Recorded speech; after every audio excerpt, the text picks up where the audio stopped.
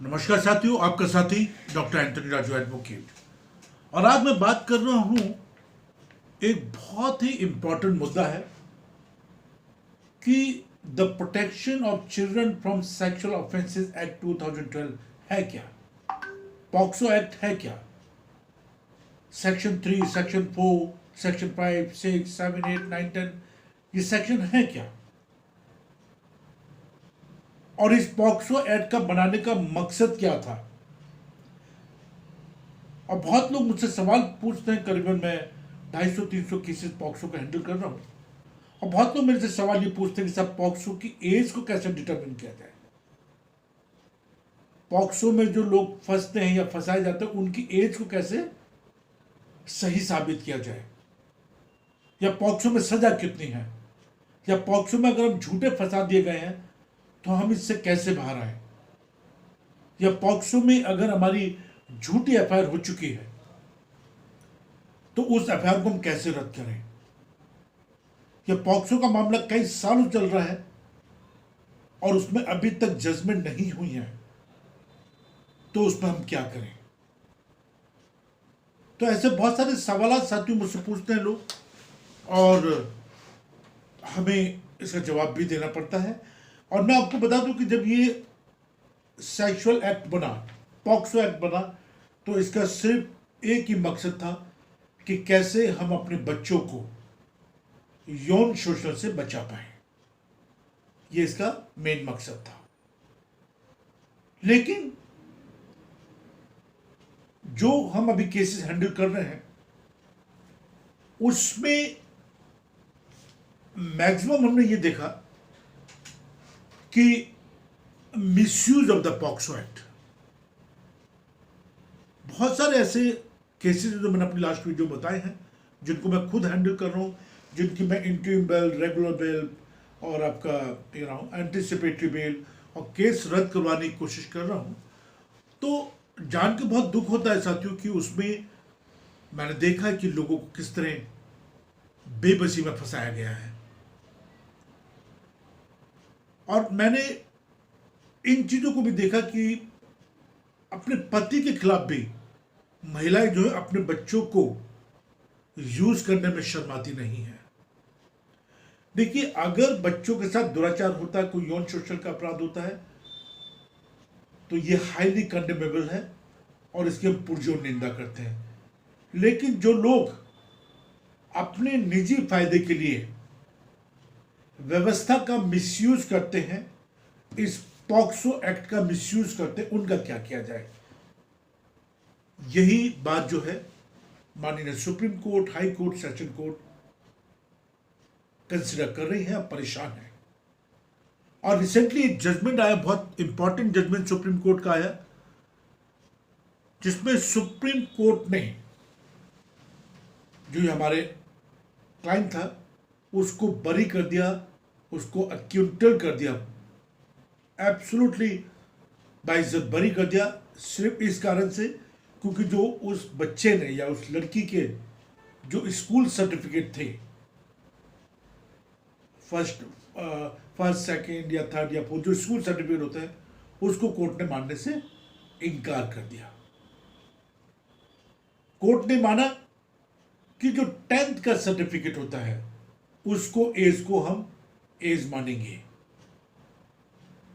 और 10th के नीचे के जितने भी स्कूल के सर्टिफिकेट होते हैं उसको सुप्रीम कोर्ट ने एज प्रूफ मानने से इनकार कर दिया। कई बार हम देखते हैं कि 164 का बयान, अब एक 3 साल की, 4 साल की, 5 साल की, 6 साल की बच्ची 164 का क्या बयान दे सकती है। वो तो वही बयान दे सकती है जो हम उसको टीच करेंगे, जो हम उसके दिमाग में भरेंगे, वही बयान 164 के बयान में देती है। अब 164 के बयान में हम ये पूछते हैं कि बेटा ये गिलास है, ये पेंसिल है, ये मम्मी है, ये पापा, ये सवाल 164 के बयान में बच्चों से पूछे जाते हैं जो 3, 4, 5 साल, 6 साल के बच्चे होते हैं। और मेडिकल रिकॉर्ड और मेडिकल रिपोर्ट, ये सारे डॉक्यूमेंट बहुत इंपॉर्टेंट होते हैं साथियों। और अगर मेडिकल में कुछ नहीं आया है तो ये बहुत अहम प्रूफ बनता है। और कई बार साथियों लोग मेरे से पूछते हैं कि साहब हमारे बच्चे को सजा हो गई है, हमारा बच्चा बेगुनाह है। देखिए, माननीय कोर्ट को हम ब्लेम नहीं कर सकते हैं। हम कोर्ट को कैसे अपने मुद्दों को समझाते हैं या कैसे हम अपने केस को रिप्रेजेंट करते हैं या पेश करते हैं, ये उसके ऊपर डिपेंड करता है। और क्योंकि पॉक्सो का मामला अपने आप में बहुत गंभीर मामला है, मैं इससे पहले कि वीडियो को आगे बढ़ाऊं, मैं आपसे बस सिर्फ एक हाथ जोड़ के विनती कर रहा हूं कि प्लीज़ आप लोग चैनल को जरूर सब्सक्राइब करें, लाइक करें, कमेंट्स करें, क्योंकि इस चैनल पे हम लोग बहुत सारी वीडियो डालते हैं और जो हाई कोर्ट, सुप्रीम कोर्ट की जो जजमेंट होती हैं उनको सरल और सिंपल भाषा में आप तक पहुंचाने की कोशिश करते हैं, जिससे कि आपको अपने ज़्यादा से ज़्यादा के अधिकारों का पता हो। इसलिए वीडियो बनाई जाती है और नेचुरली टाइम लगता है वीडियो बनाने में। तो बात वही आती है कि जो पॉक्सो में एज के लिए स्कूल के जो सर्टिफिकेट हैं बिलो 10 से नीचे तक जितने भी सर्टिफिकेट है वो मान्य नहीं है,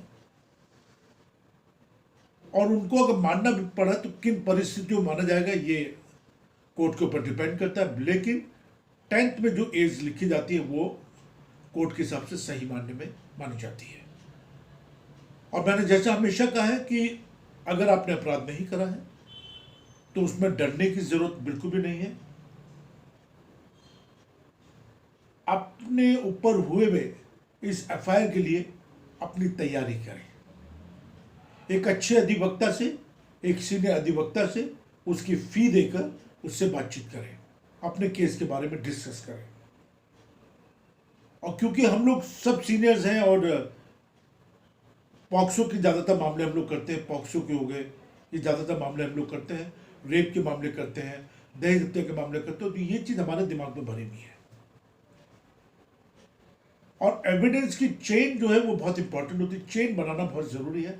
अगर चेन हमारी ब्रेक हो जाती है तो मैं दावे और बड़ी जिम्मेदारी के साथ कह रहा हूँ कि पूरा का पूरा केस जो है कोर्ट में कोलैप्स हो जाएगा, गिर जाएगा, खत्म हो जाएगा। और अपराध के बारे में सिर्फ दो लोग जानते हैं, एक वो जिस पर अपराध होता है और एक वो जो अपराध करता है। झूठे मुकदमे, झूठे पॉक्सो के मुकदमे, इसकी कोई बुनियाद नहीं होती है, इसकी कोई बुनियाद नहीं होती है।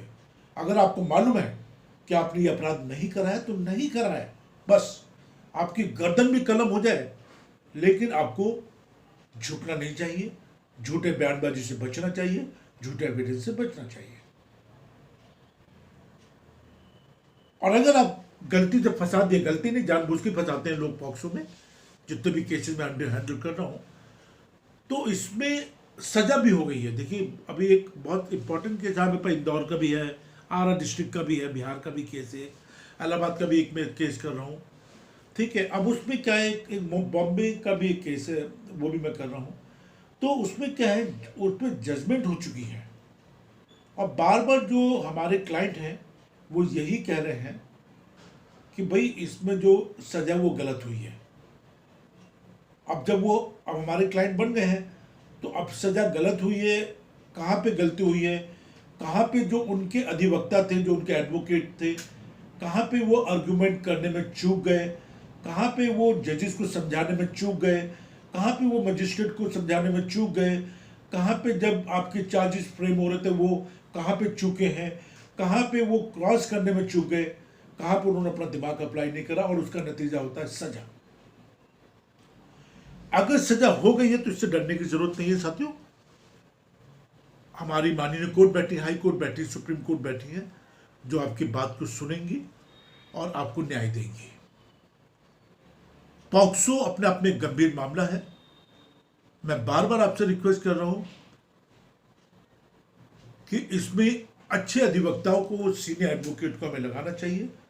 एक एग्जाम्पल देता हूं मैं आपको कि अगर आपको अपने हार्ट का ऑपरेशन कराना है तो हार्ट का ऑपरेशन किससे कराएंगे, एक अच्छे डॉक्टर से कराएंगे या एक कंपाउंडर से कराएंगे, ये आप डिसाइड कर लीजिए।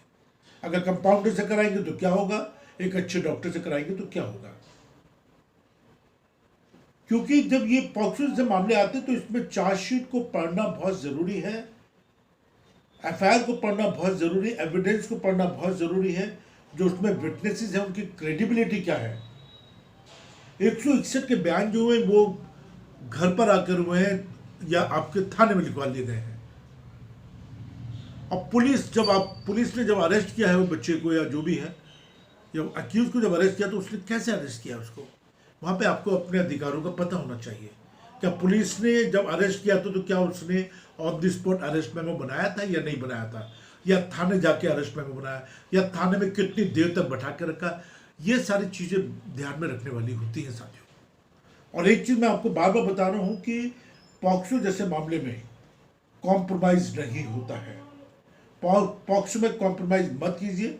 अगर आप बेगुनाह हैं तो बाइज्जत बाहर आइए, क्योंकि मैंने देखा है बहुत सारे केसेस मेरे पास आ चुके हैं जिनको मैं हैंडल कर रहा हूँ, उसमें दलाली बहुत भयंकर तरीके से हुई है। मैं उन नाम नहीं लेना चाहूँगा उन दलालों का, बल्कि अपने आप में बड़ी शर्म की बात है कि एक बेचारा तो फंसा हुआ केस के अंदर और हम उससे पैसे के लेन देन की बात कर रहे हैं। अभी एक रिसेंटली एक केस आया मेरे पास, दिल्ली का केस है। उस महिला ने 11-12 लाख रुपए की डीलिंग करी है और उसके बाद भी फंसा दिया। और बाद में पता लगता है कि उनका पेशा ही यही है। अभी एक कानपुर का केस आया मेरे पास में, उसमें भी ये पता लगा उस बच्ची का, उस जो महिला है उसका पेशा ही यही है, बंदों को फंसाना, उनसे पैसे की डिमांड करना, और बाकी तो दलाल आ ही जाते हैं, उसकी तो टेंशन नहीं है। पर याद रखिए कि पॉक्सो में कॉम्प्रोमाइज नहीं होता है, ठीक है। ये मेरी बात को आप बिल्कुल दिमाग में रख लीजिए कि नॉन कंपाउंडेबल ऑफेंसेस है, कॉग्निजेबल ऑफेंसेस है, ग्रेव ऑफेंसेस है, गंभीर अपराध है। और अपने बच्चों का ध्यान रखिए, शिक्षित कीजिए उनको, अपराध मुक्त कीजिए। ये मेरी बार बार रिक्वेस्ट है आपसे और प्रार्थना करता रहता हूँ। इस चैनल को भी आप सब्सक्राइब कर लीजिए। मुझसे जब भी कभी आपने बात करनी हो, मेरा नंबर है 9873005424। इस पर आप मुझे कॉल कर सकते हैं, व्हाट्सएप कर सकते हैं, SMS कर सकते हैं। और हमारी जो टीम हाई कोर्ट या सुप्रीम कोर्ट में काम करती है उनको भी आप अपने साथ में इंगेज कर सकते हैं। बट बार बार मैं कह रहा हूँ, पॉक्सो के मामले बहुत गंभीर होते हैं, बहुत गंभीर होते हैं। इसमें 20 साल तक की सजा है, इसमें सारी उम्र की सजा है। अब जो नए कानून आ रहे हैं उसमें तो मौत तक की सजा है। तो प्लीज़ अपना ध्यान रखिए, अच्छे एडवोकेट से सलाह मशविरा करें जो आपकी बात को समझ सके, आपके बच्चों को बचा सके। जय हिंद, जय भारत। और अपना ध्यान रखिए, ये मेरी बार बार आपसे